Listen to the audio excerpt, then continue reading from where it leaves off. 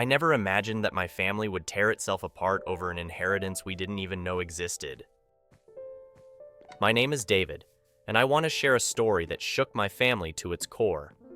It all started with the unexpected death of my great-uncle Harold, a man who had always lived a modest, almost reclusive life. Harold was the black sheep of the family, the one who never quite fit in, and as a result, he was largely ignored by the rest of us. He never married, had no children, and spent most of his time in a small, run-down house on the outskirts of town.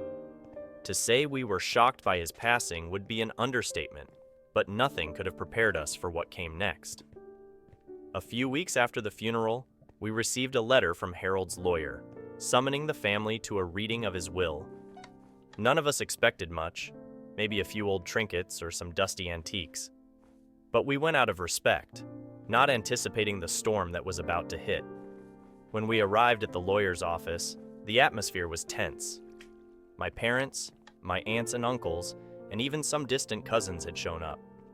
The waiting room was small and stuffy, with old creaky chairs and faded paintings on the walls. The smell of musty paper filled the air, and the ticking of a clock on the wall only heightened the tension. We all sat in uncomfortable silence, each lost in our thoughts, wondering what could possibly be in store for us. The lawyer, a stern-looking man in his 60s named Mr. Anderson, finally emerged from his office and ushered us into a large conference room. The room was dominated by a long, polished wooden table, and we all took our seats around it. Mr. Anderson sat at the head of the table, a thick stack of papers in front of him. He adjusted his glasses and cleared his throat before beginning. What followed was a bombshell that left everyone in the room speechless. Harold, the man who had lived like a pauper, was secretly a millionaire. He had amassed a fortune over the years through savvy investments and had left behind an estate worth millions.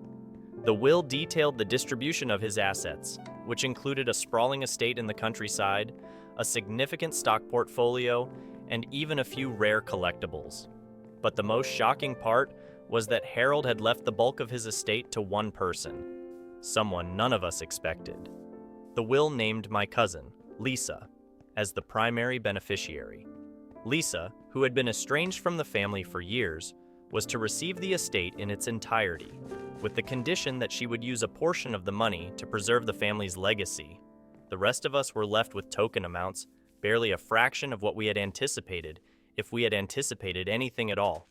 The room erupted into chaos. My parents and aunts were outraged, accusing Lisa of manipulating Harold, while others speculated that Harold must have been coerced or mentally unstable when he wrote the will. The accusations flew, and Mr. Anderson had to intervene several times to keep the peace. Lisa, who had attended the reading with her husband, sat in stunned silence.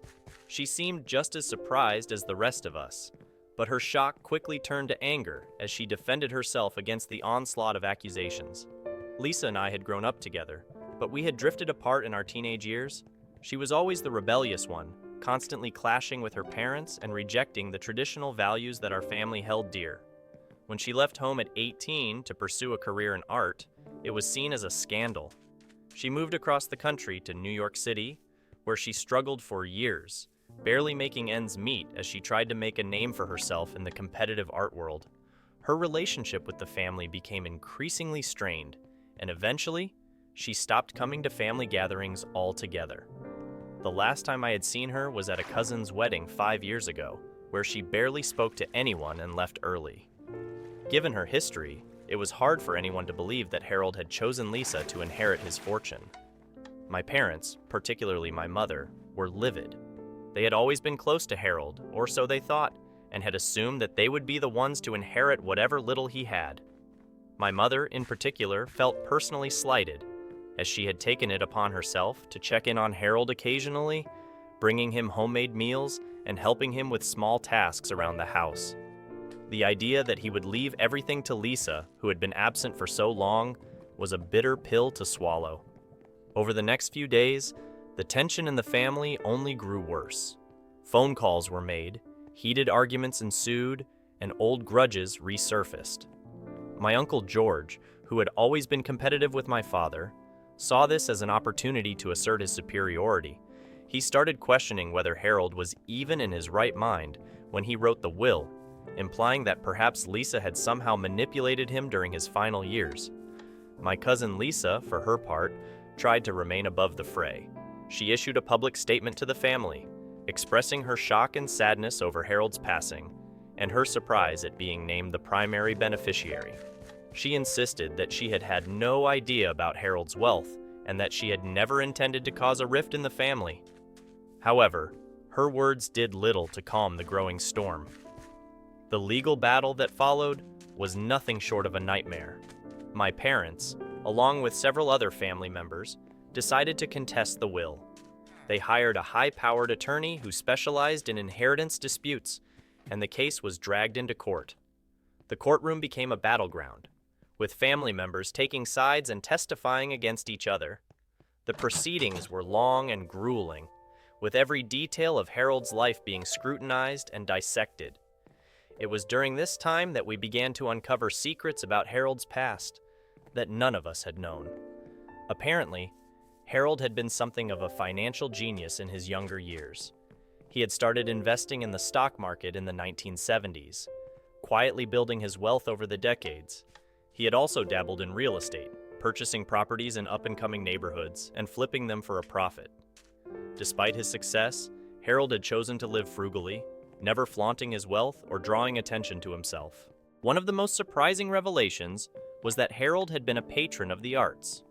He had quietly supported several struggling artists over the years, providing them with financial assistance and buying their work.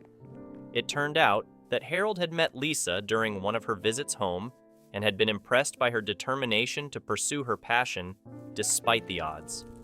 He had secretly been buying her artwork for years, helping to sustain her financially during the lean times. As these details came to light, the family's narrative began to shift. Some members started to see Harold in a new light, understanding that his decision to leave his fortune to Lisa wasn't as arbitrary as they had initially thought. Others, however, remained convinced that something wasn't right, that there had to be more to the story than what was being revealed. During the trial, several witnesses were called to testify about Harold's mental state in the years leading up to his death. Family members who had rarely visited Harold suddenly became concerned about his well-being, claiming that he had shown signs of dementia or other mental decline. The defense, led by Lisa's legal team, countered these claims with medical records and testimony from Harold's doctor, who stated that Harold had been of sound mind when he wrote the will. The trial dragged on for months, with no end in sight. The stress began to take its toll on the family. My parents, once inseparable, started arguing more frequently. My father became consumed with the case, spending hours each day researching legal precedents and consulting with the attorney. My mother, on the other hand, grew increasingly bitter and resentful, unable to accept that Harold had chosen Lisa over her. Family gatherings became tense affairs, with everyone walking on eggshells, afraid to say the wrong thing and set off another argument. As the trial wore on, I found myself questioning my own feelings about the situation. I had always looked up to Harold, even though we weren't particularly close. He had seemed like a man of quiet integrity, someone who lived by his own rules and didn't care what others thought of him. The revelations about his hidden wealth and his support of Lisa's art career only deepened my respect for him. At the same time, I couldn't ignore the pain and anger my parents were going through. They felt betrayed, and that betrayal was tearing them apart. In the midst of all this, Lisa reached out to me. She asked if we could meet, and despite my reservations, I agreed. We met at a small cafe on the outskirts of town, far away from the prying eyes of the rest of the family. When I saw her, I was struck by how much she had changed. She looked older, more worn down by life than I remembered. Her once bright eyes were now shadowed with exhaustion and sadness. We sat down with our coffee, and Lisa began to speak. She told me about her life in New York, how difficult it had been to make a name for herself in the art world. She spoke of the countless rejections, the years of living paycheck to paycheck, and the loneliness of being so far from home. She admitted that she had felt alienated from the family, that she had never quite fit in, and had always been seen as the black sheep. But, Lisa explained, despite everything, She had never stopped caring about the family. She had always felt a deep connection to Harold, who had been the only one to truly understand her passion for art. When he started buying her work anonymously, it had given her the confidence to keep going during the darkest times. She had never known it was him until the lawyer contacted her after his death. Lisa told me she had been as surprised as anyone when she found out about the inheritance. She never expected Harold to leave her anything, let alone his entire estate. When the lawyer had read the will, she had felt a mix of emotions: shock, gratitude, and a deep sadness for the man who had supported her from the shadows, but who she had never truly known. She also admitted that she was overwhelmed by the responsibility that came with the inheritance. Harold's stipulation that she use a portion of the money to preserve the family legacy weighed heavily on her. She knew that the family was falling apart because of the will, and she didn't know how to fix it. As I listened to Lisa, I began to see the situation from her perspective. She wasn't the villain that the rest of the family had made her out to be. She was just as lost and hurt as the rest of us, trying to navigate a situation that none of us had ever expected. After our meeting, I found myself torn between loyalty to my parents and sympathy for Lisa. The legal battle was still raging, but I began to question whether it was worth it. What good would come from tearing the family apart over money? Harold had clearly seen something in Lisa that the rest of us had overlooked. Maybe it was time to honor his wishes and try to find a way to move forward. I tried to talk to my parents about what Lisa had told me, but they were too deep into the fight to listen. My father was convinced that Lisa had manipulated Harold, while my mother couldn't get past the feeling of betrayal. They refused to consider any possibility that didn't involve them winning the case and taking control of the estate. As the court date for the final verdict approached, the tension in the family reached a boiling point. My parents had stopped speaking to Lisa altogether, and even my cousins, who had initially been on the fence, had chosen sides. The family was fractured, and it seemed like there was no way to repair the damage. The day of the final court decision arrived, and the family gathered in the courtroom once again. The atmosphere was thick with anticipation, and I could feel the weight of what was about to happen pressing down on me. The judge entered the room, and everyone fell silent. The judge reviewed the evidence, the testimonies, and the arguments from both sides. As she began to speak, my heart raced. I glanced over at Lisa, who sat quietly with her lawyer, her face a mask of calm, though I could see the tension in her posture. The judge's decision was clear. The will was valid, and Harold had been of sound mind when he wrote it. The estate would go to Lisa as he had intended. The case was closed, and the courtroom erupted into a mix of emotions: relief, anger, and disbelief. My parents were devastated. My mother burst into tears, and my father looked like the wind had been knocked out of him. Lisa, on the other hand, seemed almost relieved. She stood up, gathered her things, and left the courtroom without a word. In the days that followed, the family tried to come to terms with the outcome, but the damage had been done. The relationships that had been strained during the trial were now broken. My parents refused to attend family gatherings if Lisa was there, and the once close-knit family became a group of distant relatives who barely spoke to one another. Lisa, true to her word, used a portion of the inheritance to set up a foundation in Harold's name, dedicated to supporting struggling artists.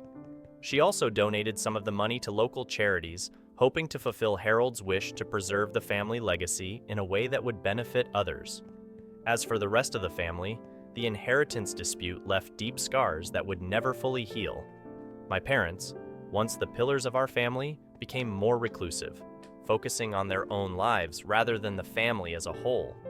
The holidays, once a time for everyone to come together, became smaller, quieter affairs. Looking back, I realized that the inheritance wasn't the real cause of the family's breakdown. It was just the catalyst that brought underlying tensions and unresolved issues to the surface. Harold's will may have been the spark, but the fire had been smoldering for years, fueled by jealousy, resentment, and a lack of communication. In the end, I've come to understand that money, no matter how much or how little, has a way of bringing out the worst in people. It can create divisions where there were none and turn family members against each other. But more importantly, I've learned that the real legacy we leave behind isn't about wealth or possessions. It's about the relationships we build and the love we share with those around us. Harold's inheritance may have torn our family apart, but it also taught me a valuable lesson. The most important things in life can't be measured in dollars and cents. They're the connections we make, the kindness we show, and the memories we create with the people we care about. Now, as I reflect on everything that happened, I find myself wondering if Harold knew all along what his will would do to our family. Maybe he wanted to test us, to see if we could rise above our differences and come together in the face of adversity. Or maybe he just wanted to leave something behind for the one person who had truly understood him. Whatever the reason, Harold's legacy is one that I'll carry with me for the rest of my life. It's a reminder that life is short, and that the things that truly matter aren't found in bank accounts or legal documents.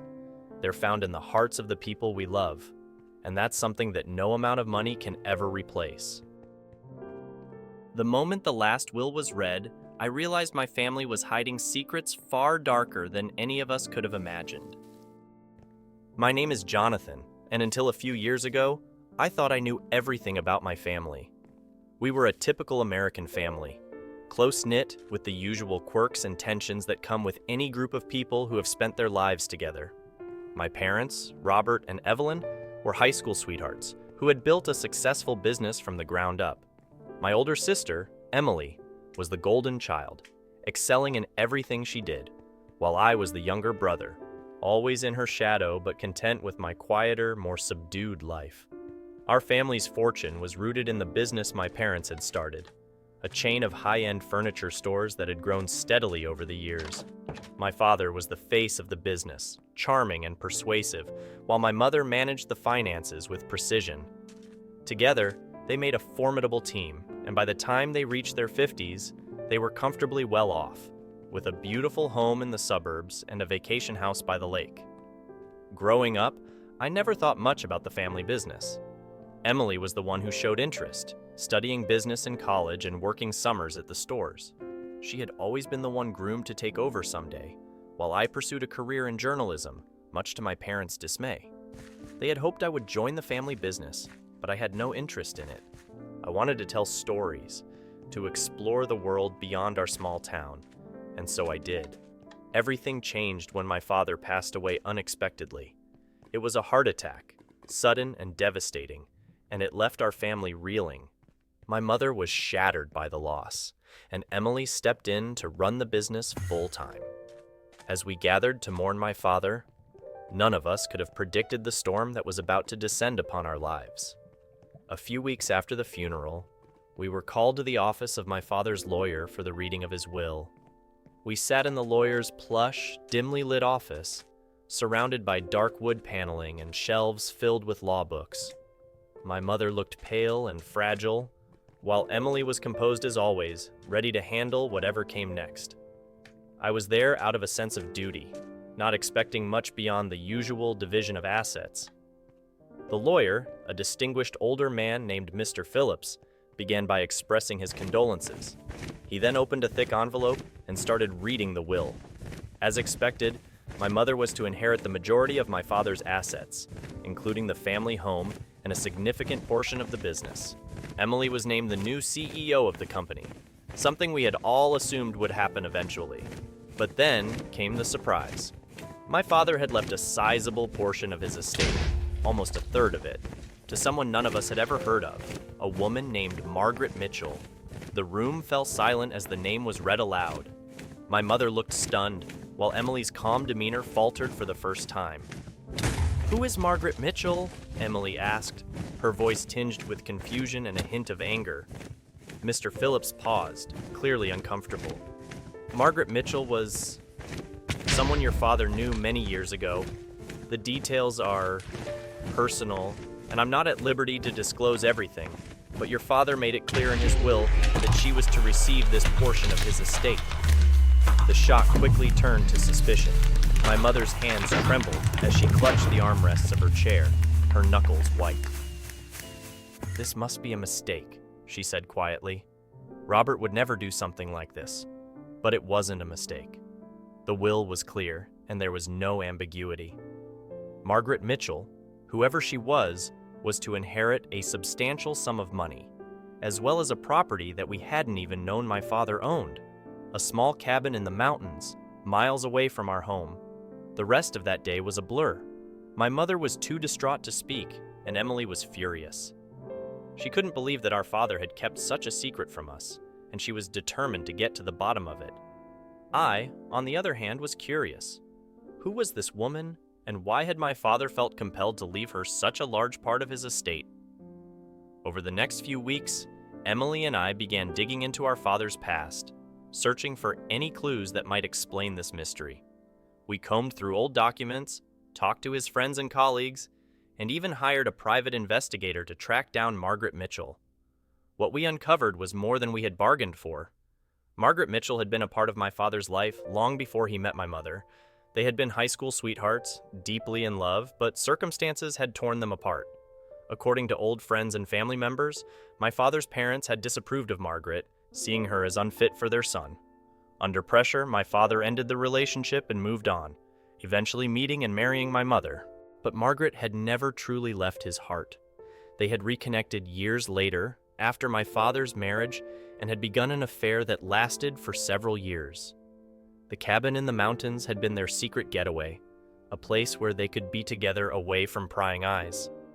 My father had kept this part of his life hidden from everyone, including my mother, and it seemed that Margaret had remained a significant part of his life until his death. The revelation hit us hard. Emily was devastated, feeling betrayed by the father she had idolized her entire life. My mother was heartbroken, struggling to reconcile the man she had loved with the one who had kept such a monumental secret. For me, it was a mixture of shock and sadness. My father had been a good man, but he had clearly been carrying a heavy burden, one that had now been passed on to us. As the weeks turned into months, the situation only grew more complicated. Margaret Mitchell, now an elderly woman living alone in a modest house, had no interest in the inheritance. She refused the money and the cabin, stating that she wanted nothing from my father's estate. However, legal complications arose, as the will was ironclad, and the transfer of assets could not be easily undone. The situation became a legal quagmire, with lawyers on both sides trying to navigate the mess my father had left behind. During this time, Emily became obsessed with the cabin. She insisted that we visit it, believing that it held the key to understanding our father's actions. Reluctantly, I agreed, and together, we made the trip to the remote mountain retreat. The cabin was a small, rustic structure, nestled deep in the woods. It was clear that it hadn't been used in years, but inside, we found remnants of a life lived in secret.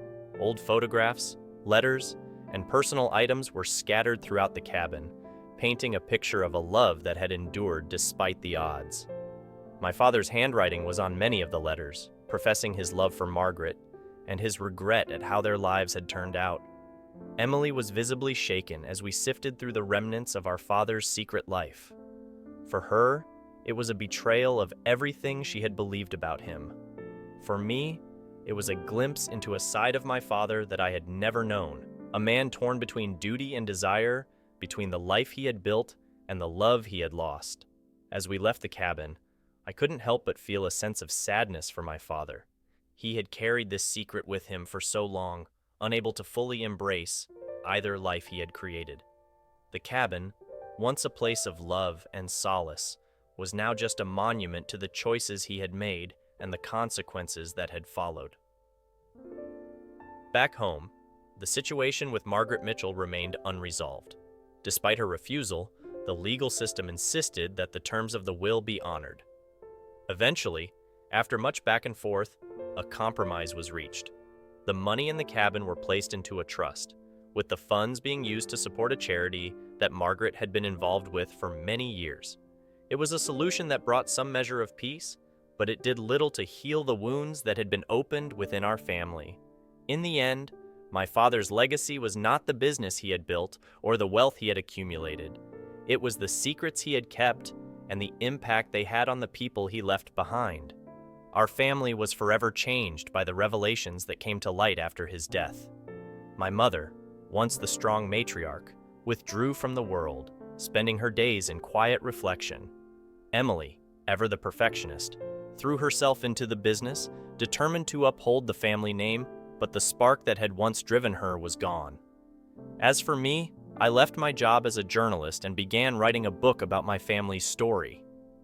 It was my way of making sense of everything that had happened, of trying to understand the man my father had been and the choices he had made.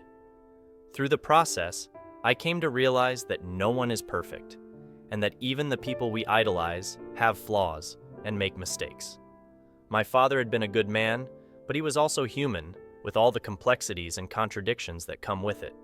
The story of Margaret Mitchell and my father is one that will stay with me for the rest of my life.